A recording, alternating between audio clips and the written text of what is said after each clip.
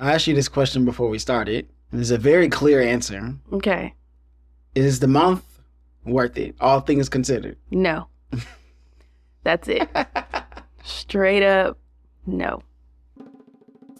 Welcome back to Teacher Tales, where we give you the keys to overcoming teacher burnout to find work-life balance and educational bliss if it still exists. I'm your host, Tony Rambles, and on this interview episode of Teacher Tales, we discuss harnessing technology for efficiency, focusing on practical solutions, and seeking inspiration from real-world experiences, both yours and others. And now, let's get this show on the road. Welcome back, Sparkle Jones. Thank you. I'm excited. We've been trying to do this all summer. But our summer was our summer. Yeah, we just hang out, relax. And I'm very cognizant of that because I'm like, I don't want to bug people. They don't want to do this work that I have to do. That's what I have in summer. No work in the summer. But we are both in very unique positions to talk about what we're going to talk about today, which is going back to school. Dun, dun, dun, starting the school year, our favorite thing. And we both start our school years earlier than most people because of the departments that we are in. Yes. So as a CTE teacher, we used to start, I think ours was 10 days. So now it's down to 5. So before I would go back so much sooner, 2 weeks before everybody else. That's my story. So you are, I don't know, how many days? And then when do you go back? I work 2 weeks after everybody leaves. That's a long time. And then I go back 2 weeks before everybody comes back. That's a lot of work. It's a whole month of work when everybody else is enjoying their time. It's not fair. I asked you this question before we started. There's a very clear answer. Okay. Is the month worth it? All things considered. No. That's it. Straight up, no. So what does that entail for you when you have to staying after everybody leaves and then coming back before everybody else? Like, what's the reason why? So I've asked this question because I didn't understand it. The only answer I got was, so you have time to organize and prepare. That's it? That's it. Huh. That's not very... It's not. And, detailed. Yep. I'm already back on contract. And it took me about 30 minutes-ish to organize and prepare. Yeah. That's not a surprise. I do find you as a very organized person. Yep. I already have systems. So, and my systems work for me. So, yeah. I think that a lot of times teachers don't have good systems. They may have a system, kind of, but those systems don't work well. And that's why they do need all of this extra time, which kind of leads me down an entirely different topic, which I've been kind of discussing in the Facebook group, the Teacher Triumphs group, where we're just not optimizing ourselves. And I think that's burning us out much. That's a larger factor in burnout. And I think that we are than we know. So when we have to go back, my fellow CTE teachers, it's kind of the same thing. Where it's like, just organize and look at your teaks and all of this stuff. Where I know personally, like you, I have great systems. And these systems kind of work throughout my department with our teachers at our other schools. Because a couple of years ago, when I first started, I was like, what are we doing? Right. The systems weren't in place at that point. Right. So me, and shout out to Sarah Simon, and some other people along the way, of course, we created a system that now we have everything that we need. And we just have to make tweaks here and there, even though some people, they don't make any tweaks because they just teach the same thing all the time every year. And they don't change. And they do not change, which is unfortunate. But again, another discussion for another day. So I would say that this 2 weeks or 5 days-ish, 1 week, for me, is worth it only because of the paycheck. And otherwise, I would just be at home. And anybody who knows me knows I just like to be around people. Yes. And so an easy way to be around people is to go to work. Yes, that's true.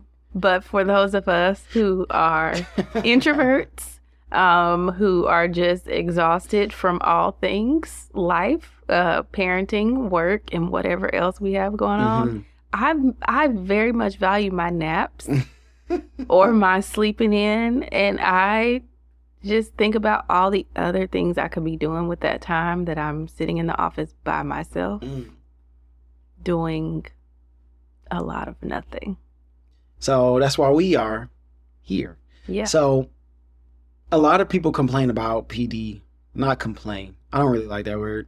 Voice their frustrations about PD, because I think we kind of all know, like, all right, we're going to be here. We quote unquote have to be here. That part is not going to change. Right. But if I'm going to be here, then at least don't waste my time. So do you feel the same way about all the professional development, in air quotes, that we have to go through? I do. So what I have learned based on my experience in years past, really in almost every position that I've been in with professional development, most often there is a whole lot of reading from a PowerPoint of some sort, which I can do myself in my own time. So I don't know. I guess it's their way of checking, verifying that you're actually getting this information. Because if I send you off on your own, are you really going to read it? I don't know. A lot of people won't. But yeah. So, but if I'm just sitting there uninterested, am I still getting what you want me to get? Probably not. I don't know. I'm probably on my phone or doing something else. I don't know. I just think there has to be a better way of making the time more meaningful for everybody. Because, you know, from a leadership standpoint or whoever's at the top, like, I want to make sure you have this information. But down here, you didn't give me this information every year. Right. I don't need it anymore. The same information. Yeah. Mostly the same information. Yeah, it is. So it's tough. What about the data part? Because at some point there will be some data about the school that is brought back. Yeah. But I think, okay, so I have never worked secondary as far as high school is concerned, so I can't really speak to that. But I do know, it's definitely at the elementary level, most of the time school leaders ask the teachers to come in during the summer and go over the data anyway. What?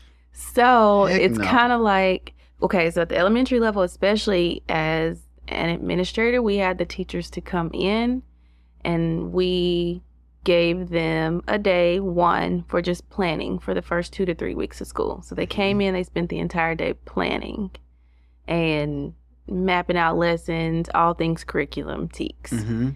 And then they came in a second day and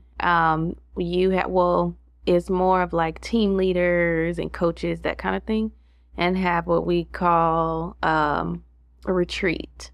Oh. Not really a retreat. It's more of this is what it takes to be a good leader over your team this year. A whole bunch of more talking and information, and then we try to make it better by going bowling or doing something fun in the afternoon. And this is the initiative we need to push this year? Yes. Got it. And we need everybody on board. And to make sure you're on board, we're going to go hang out after we give you all this information. So those days at the elementary level are carved out during the summer months. So to come back and then hear it all again when all the teachers return, it's a lot. And then also, I'm thinking too, like with the data piece, you're telling me all this information about a kid I've not yet seen. Right? Like, especially when you're talking, all these kids are going up to the next grade level. So I haven't even worked with this kid yet. I haven't even seen what they can do. I don't know if they're just bad test takers, they get nervous, and this is why the scores look the way they do. Or, if it's math, maybe it's just a careless mistake somewhere. Like, give me a chance to know the kids. Right. And then let's talk about the data. So, all right. My fellow educator, I want to ask this question. How do you handle getting all of this extra information before you get your kids, before you have a chance to lock eyes with them and see how they respond to anything? How do you handle those moments when either you're getting data or you're getting some extra tidbits from people who may have had the child before? Is that something you respond to, or do you like to get them for yourself and see how things go? I'd love to get your responses in the Teacher Triumphs Facebook group where we beat burnout together. Great. Thanks for the data.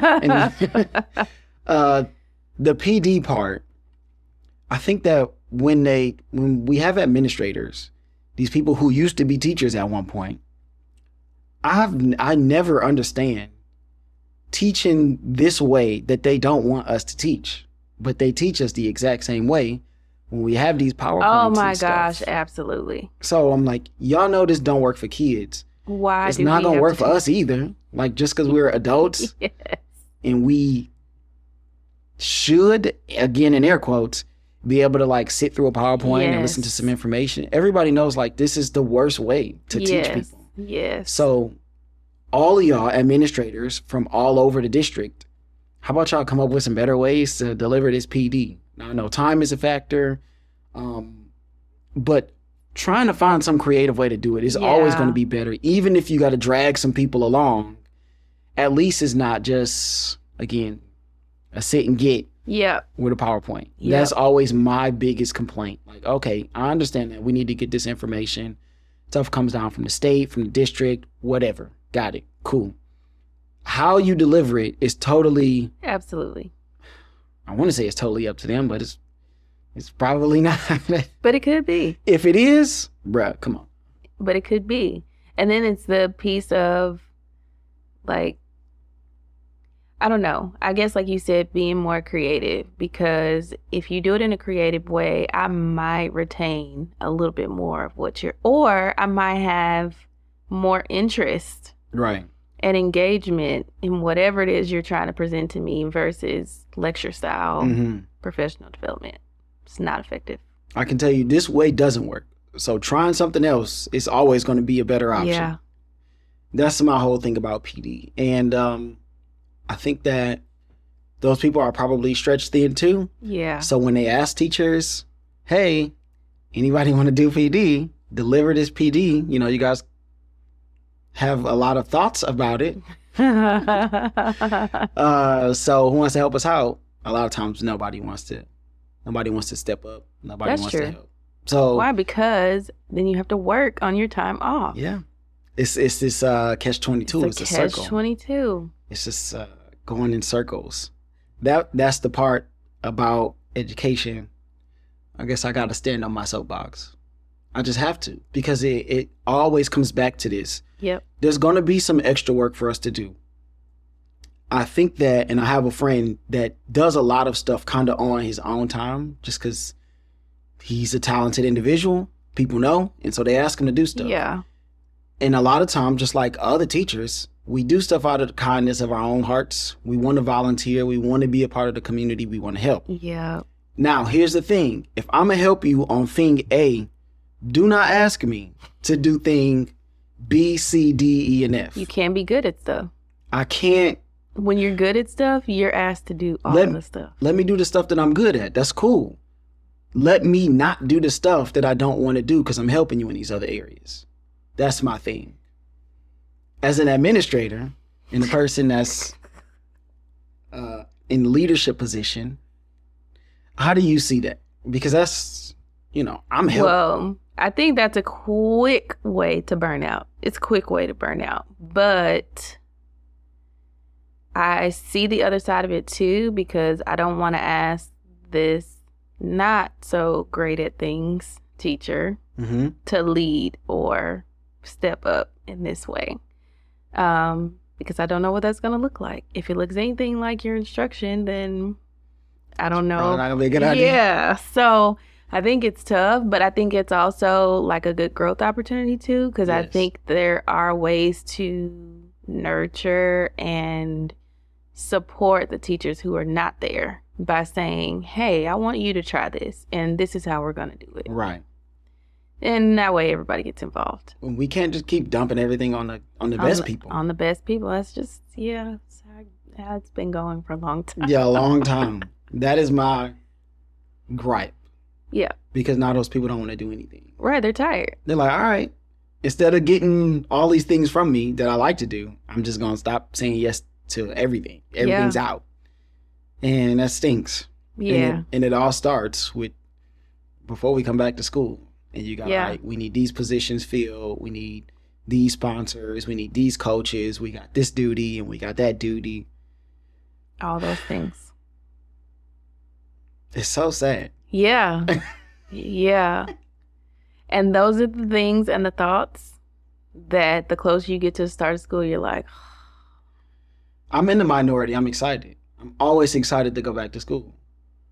I think a lot of people are excited to go back. But not for all the extras. It's the thought of all the extra stuff, yeah. Because, I mean, it's always something new every year, right? Like, always. I got this new set of kids. I don't know, sometimes, people change schools. So there's, like, a lot of excitement about the newness.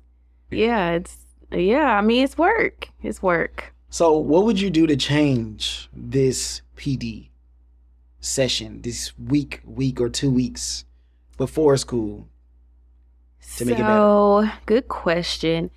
One thing, when I served as an administrator, one thing I was intentional about, like, obviously I don't have any control over the district level PD, but the PD that you get on campus, I had some control there, right?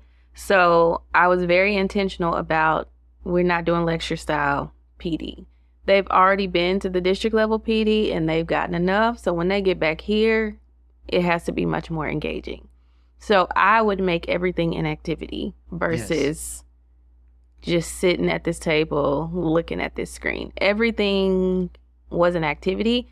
And the parts that I was over, I did it in a way where they could get the takeaways without me having to say it. Like as far as discipline was concerned or how we're going to respond to XYZ, if I gave like scenarios and how would you handle this? And then everybody gets up and responds, well, I would do this and I would do this. But then given the list of here really are all the options that you have as far as disciplinary consequences are concerned. And then it's like, oh, well, that means I might need to do such and such and such with my classroom management, or I might need to do everything right. So they ended up getting what they needed just through the activity instead of sitting and me saying, and when you guys send kids to the office, I can't do anything about that. Here's what I can do. It's not, because I'm like, don't want to hear that. Don't want to hear that. But just, giving them a different way of seeing the information, even when it comes to, just simple team building stuff like, I know we need to be a team. I know, but just doing it in ways that it makes more sense for them. I feel like that's helpful versus I'm going to give you this packet. Here's a copy of what I'm actually presenting on the screen right now. And then it's going to go sit in a notebook somewhere on a shelf for the rest of the school year. Right. It's really not impactful. It's not impactful.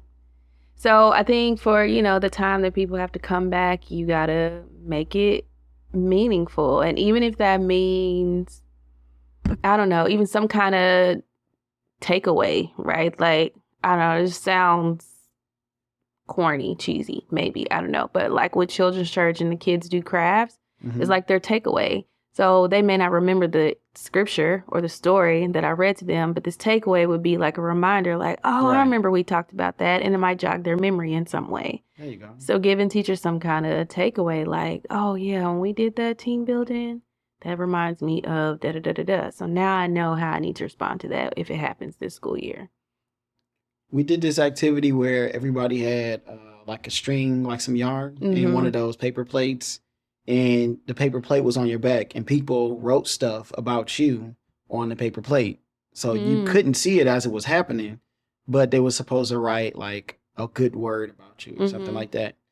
And so when you had this paper plate, you take it back to your room, like you can set it somewhere just to remind yourself, like, oh, I am a good teacher, or I'm a good person. Or so that is one of those that came to mind when you say, like, even if I don't like remember all of the stuff in the PowerPoint, I got this one little thing where I go, oh, okay, that reminds me of this, and this. Right.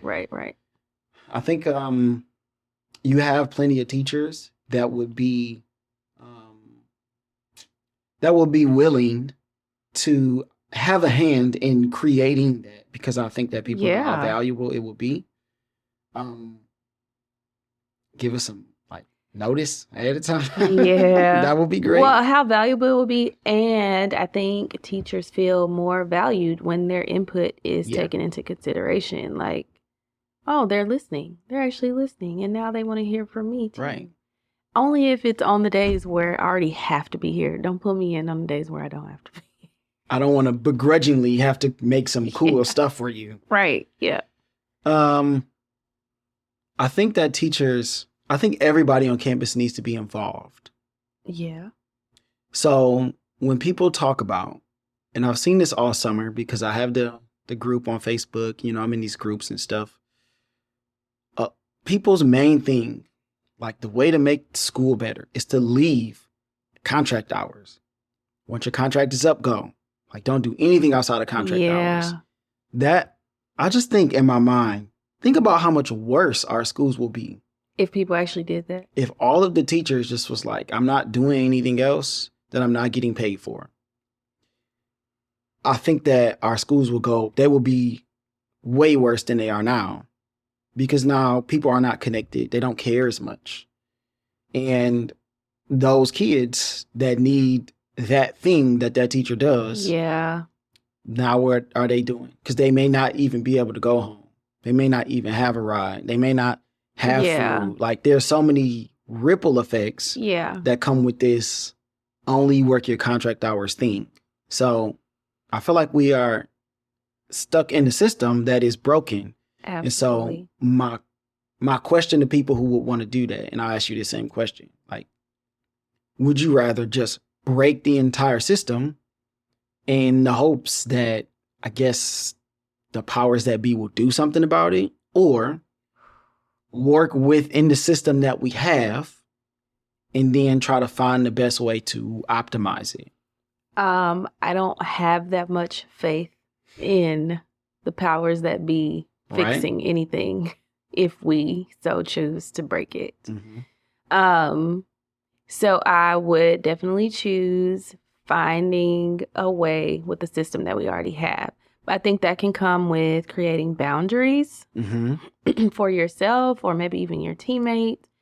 Just even if it's, you know what, every week, the only days I'm staying late is Tuesday and Thursday because I got to create some balance, right? Like Tuesday and Thursday, Monday, Wednesday, Friday, that's my day to get up out of here, 4 o'clock, 4:30, whatever your, level of schooling is. Of course, the time may be different, but Tuesday and Thursday, that's the only days I'm staying late. I got to do what I can on Tuesdays and Thursdays to supplement for the other days. But that's where my extra time comes in. That's where my boundary comes in. And then that's how I create balance for work life, especially if you have a family, which is kind of what I've done. Right. Like for a long time, I went straight up, especially when I came out of being administrator. 4 o'clock, y'all don't got no more time out of me. I think I was so excited to have my time back. Right. That I was like, y'all ain't getting nothing Sorry, else. guys. Y'all sucked me dry. Yeah, 4 o'clock for a solid 4 or 5 months. 4 o'clock every day, sometimes 3:59. And what time did school let out? 4:05. Oh. But because I didn't have like a dismissal duty or anything like that, I'm out. Oh, you was right at the bell. As soon as that bell, I walked out when the kids walked out.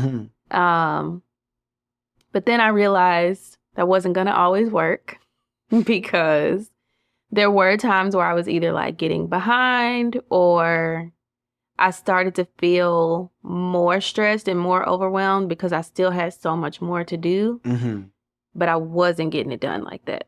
So I just set up my own, like, okay, even if I had to do it week to week, because I don't, whatever I had to do outside of work could have played a part. So week to week, I might say, okay, this week on Monday and Wednesday, I'll stay late. I'll stay till 5 o'clock and I'll do, whatever I need to do up until that point. Right. But that way, when I got home, my mind wasn't still on work and all the things that I still did not get done right. that I was going to have to do the next day. And then how am I going to do it the next day? Because I still got 500 other things to do, right? So like I just had to give myself, okay, you got these days, you'll stay late. And then the other days, it was like, no, let it go. One thing I have done in the last couple of years, I had them email notifications on my phone. Don't ding, don't ping, don't nothing.